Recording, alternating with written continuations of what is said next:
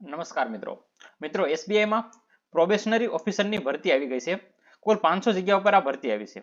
તો મિત્રો આ વિડીયોની અંદર આપણે સૌપ્રથમ ભરતી વિશે પ્રાથમિક માહિતી મેળવીશું, મહત્વની તારીખો જોઈશું, કેટેગરી વાઇઝ જગ્યાની વાત કરીશું, કઈ લાયકાતવાળા ઉમેદવાર અરજી કરી શકે તેની વાત કરીશું, કેટેગરી વાઇઝ ઉંમર મર્યાદા શું છે તેની વાત કરીશું, પસંદગી પ્રક્રિયા કેવી રહેવાની છે તેની વાત કરીશું, પરીક્ષાનો અભ્યાસક્રમ શું છે તેની વાત કરીશું, પગાર ધોરણ શું રહેશે તેની વાત કરીશું, ઓનલાઈન અરજી કેવી રીતે કરવી અને ડોક્યુમેન્ટ કેવી રીતે અપલોડ કરવા, તો તમામ માહિતી આપણે વિડીયોમાં મેળવીશું. તે પહેલા મિત્રો તમને જણાવી દઉં કે જો આ વિડીયો તમે યુટ્યુબ ઉપર જોઈ રહ્યા હોય તો મારી યુટ્યુબ ચેનલને સબસ્ક્રાઇબ કરી લેજો, અને જો આ વિડીયો ફેસબુકના માધ્યમથી જોઈ રહ્યા હોય તો મારા ફેસબુક પેજને ફોલો કરી લેજો. તો ચાલો મિત્રો આપણે વિડીયોને શરૂ કરીએ. સૌપ્રથમ આપણે મહત્વની તારીખો જોઈ લઈએ. તો ઓનલાઈન રજીસ્ટ્રેશન એટલે કે ઓનલાઈન અરજી કરવાની તારીખ 18 જૂન 2026 થી 8 જુલાઈ 2026 સુધી તમે અરજી કરી શકો છો. અરજી થઈ ગયા પછી પ્રારંભિક પરીક્ષા એટલે કે ફેઝ 1 ઓગસ્ટ 2026 માં લેવામાં આવશે, જ્યારે મુખ્ય પરીક્ષા સપ્ટેમ્બર 2026 માં લેવામાં આવશે અને સાયકોમેટ્રિક ટેસ્ટ અને ઇન્ટરવ્યુ ઓક્ટોબર અથવા નવેમ્બરમાં લેવામાં આવશે, જ્યારે આ પરીક્ષાનું પરિણામ એટલે કે final merit list November December 2026 માં આપવામાં આવશે. મિત્રો હવે જે 500 જગ્યા છે તેમાં કેટેગરી વાઇઝ કેટલી જગ્યા છે તેની વાત કરીએ તો અનરિઝર્વ એટલે કે બિન અનામતમાં 528 જગ્યા છે, ઓબીસી માટે 390 જગ્યા છે, એસસી કેટેગરીમાં 234 જગ્યા છે, એસટી કેટેગરી અને ઈડબ્લ્યુએસ માં 144 જગ્યા છે. જો મિત્રો આપણે પીડબ્લ્યુબીડી એટલે કે દિવ્યાંગ ઉમેદવારોની વાત કરીએ તો 4% આડી અનામત, જેને હોરિઝોન્ટલ રિઝર્વેશન કહેવામાં આવે છે, એટલે કે કેટેગરી વાઇઝ દર કેટેગરીમાં 4% તરીકે પીડબ્લ્યુબીડી એટલે કે દિવ્યાંગ ઉમેદવારોનું અનામત રહેશે.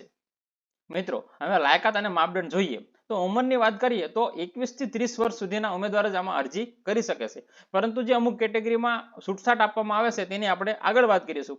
જો જન્મ તારીખની વાત કરીએ તો 2 એપ્રિલ 1996 થી 1 એપ્રિલ 2005 ની વચ્ચે જન્મેલા ઉમેદવાર હોય તે આમાં અરજી કરી શકે છે. મિત્રો હવે આપણે શૈક્ષણિક લાયકાતની વાત કરીએ તો કોઈ પણ વિદ્યા શાખામાં સ્નાતક એટલે કે ગ્રેજ્યુએટ હોય તે ઉમેદવાર આમાં અરજી કરી શકે છે. એક મહત્વની નોંધ છે કે અંતિમ વર્ષમાં અભ્યાસ કરતા ઉમેદવારો પણ અરજી કરી શકે છે. ખાલી તમારે આ શરત માનવી પડશે કે 30/9/2026 પહેલા તમે ગ્રેજ્યુએશન પાસ છો તેવું તમારે પ્રૂફ આપવું પડશે, એટલે તમે અરજી કરી શકો. અને મેડિકલ, એન્જિનિયરિંગ, સીએ કે સીએમએ કરતા ઉમેદવાર પણ આમાં અરજી કરી શકે છે. ફક્ત કોમર્સ વાળા જ અરજી કરે એવું નથી, મેડિકલ અને એન્જિનિયરિંગ વાળા પણ આમાં અરજી કરી શકે છે.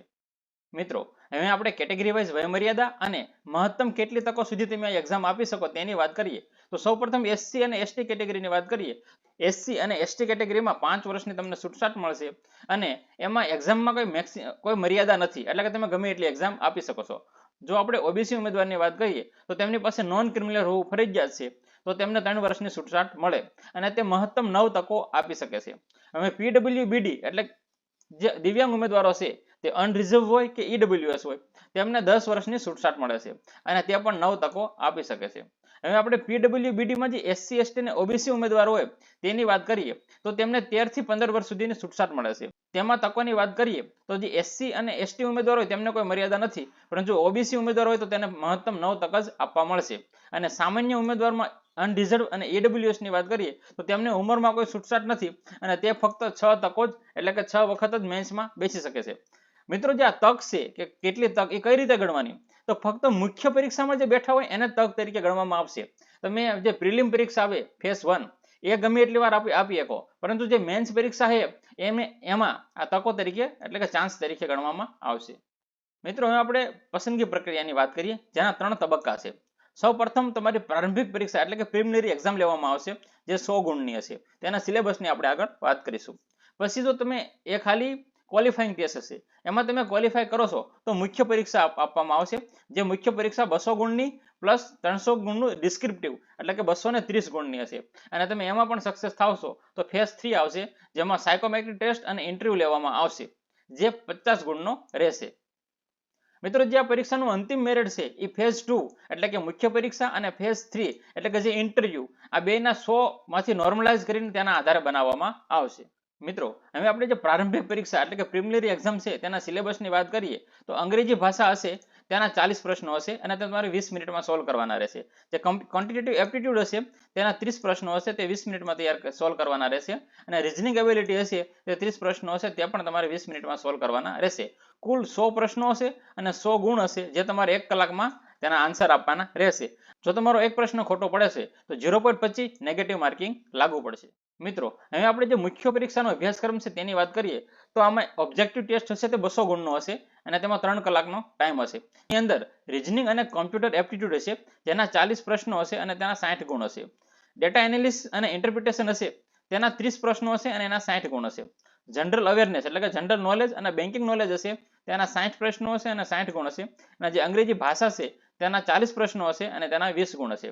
તે સિવાય જે ડિસ્ક્રિપ્ટિવ ટેસ્ટ હશે તે 30 ગુણનો હશે અને 30 મિનિટનો ટાઈમ હશે, જેની અંદર તમારા કમ્પ્યુટર પર ટાઈપિંગ ફરજિયાત કરવાનું રહેશે. અંગ્રેજી ભાષા કૌશલ્યમાં ઈમેલ લખવાનો રહેશે, રિપોર્ટ લખવાનો રહેશે, પ્રેસી રાઇટિંગ કરવાના રહેશે. એવા કુલ 3 પ્રશ્નો હશે અને તે 3 પ્રશ્નોના તમારે લેખિતમાં જવાબ આપવાના રહેશે. મિત્રો ફેઝ 2 પછી આવશે ઇન્ટરવ્યુ. હવે તેની વાત કરીએ તો તેની અંદર સાયકોમેટ્રિક્સ ટેસ્ટ લેવામાં આવશે. વ્યક્તિત્વની ચકાસણી માટે આ ટેસ્ટ ફરજિયાત છે. આના પરિણામો ઇન્ટરવ્યુ પેનલ સમક્ષ રજૂ કરવામાં આવશે. પછી તમારું ઇન્ટરવ્યુ હશે તે 30 માર્કનું રહેશે અને ગ્રુપ એક્સરસાઇઝ તે પણ 20 ગુણનું રહેશે અને તેના આધારે તમારું મેરિટ બનાવવામાં આવશે. મિત્રો હવે આપણે પગાર ધોરણની વાત કરીએ તો આ જોબમાં તમારો શરૂઆતનો બેઝિક પગાર 48,480 હશે અને 4 એડવાન્સ ઇન્ક્રીમેન્ટ તમને આપવામાં આવશે. આ બેઝિક ઉપર તમને ડીએ, એચઆરએ, સીએએ, મેડિકલ સુવિધા અને લીઝ રેન્ટલની સુવિધા મળશે. જે તમારો પ્રોબેશનનો સમયગાળો હશે તે 2 વર્ષનો રહેશે. 2 વર્ષ પછી તમને લોંગ ટર્મની નિમણૂક આપવામાં આવશે. જોઈનિંગ વખતે 3 વર્ષ માટે તમારે 2 લાખનો સર્વિસ બોન્ડ આપવાનો રહેશે. અને મિત્રો ખાસ સૂચના, તમારો સિબિલ સ્કોર ખરાબ ન હોવો જોઈએ અને જો કોઈ બાકી રહેલા દેવા હોય તો ફરજિયાત તમારે જોઈનિંગ પહેલા તે ચૂકવી દેવાના રહેશે. મિત્રો હવે જોઈએ કે આમાં આપણે અરજી કેવી રીતે કરવી. તો મિત્રો અરજી કરવા માટે તમારે સૌપ્રથમ જે એસબીઆઈની ઓફિશિયલ વેબસાઇટ છે sbi.co.in તેની અંદર કરિયરમાં જવાનું રહેશે. ત્યાં આગળ કરંટ ઓપનિંગ લખેલું હશે તેમાં જવાનું રહેશે. તેની અંદર તમારે તમારો મોબાઈલ નંબર અને ઈમેલ આઈડીથી રજીસ્ટ્રેશન કરવાનું રહેશે. રજીસ્ટ્રેશન કર્યા પછી તમારે જે બેઝિક ડિટેલ હોય એ ભરી દેવાની રહેશે.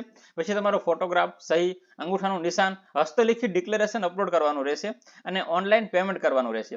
જેમાં અનરિઝર્વ એટલે કે બિન અનામત, ઈડબ્લ્યુએસ અને ઓબીસી ઉમેદવાર હોય તો તેમને 750 લાખે ફી ભરવાની રહેશે અને એસસી, એસટી, પીડબ્લ્યુબીડી ને કોઈ ફી ભરવાની નથી.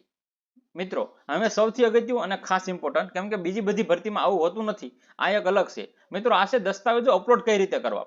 તો સૌપ્રથમ પાસપોર્ટ સાઇઝના ફોટાની વાત કરીએ તો સફેદ બેકગ્રાઉન્ડ અને જે તમારા ફોટાની સાઇઝ 20 KB થી 50 KB ની વચ્ચે હોવી જોઈએ. ફોર્મ ભરતી વખતે વેબકેમ અથવા મોબાઈલ દ્વારા લાઈવ ફોટો જ તમારે ફરજિયાત કેપ્ચર કરવાનો રહેશે. ફોટા પાડેલા અપલોડ કરવાના નથી. મિત્રો સહીની વાત કરીએ તો કાળી સહીથી સફેદ કાગળ પર કેપિટલ અક્ષરો માન્ય નથી અને ફોટાની સાઇઝ 10 થી 20 KB રાખવાની રહેશે. ડાબા હાથના અંગૂઠાનું નિશાન અપલોડ કરવાનું રહેશે. જે કાળી અથવા ભૂરી સહીથી અંગૂઠાનું નિશાન પાડી અને અપલોડ કરવાનું અને તે ફોટાની સાઇઝ 20 થી 50 KB સુધીની રહેશે. હસ્તલિખિત ડિક્લેરેશન એટલે કે તમારું સેલ્ફ ડિક્લેરેશન આપવાનું રહેશે. એ માત્ર અંગ્રેજી ભાષામાં કાળી શાહીથી લખેલું હોવું જોઈએ અને એ ફોટાની સાઇઝ 50 થી 100 KB હોય તો ચાલશે. તો મિત્રો જો તમે આમાં અરજી કરવા માંગતા હોય તો 8 જુલાઈ 2026 પહેલા તમારી અરજી કરી દેવી, જેથી તમારે અરજી કરવામાં કોઈ તકલીફ ન પડે. જો મિત્રો વિડીયો ગમ્યો હોય તમારા વિડીયોને લાઈક ચોક્કસ કરજો. તમારી એક લાઈક અમને નવા વિડીયો બનાવવા માટે મોટિવેટ કરતી હોય છે, પ્રોત્સાહન આપતી હોય છે. ધન્યવાદ મિત્રો.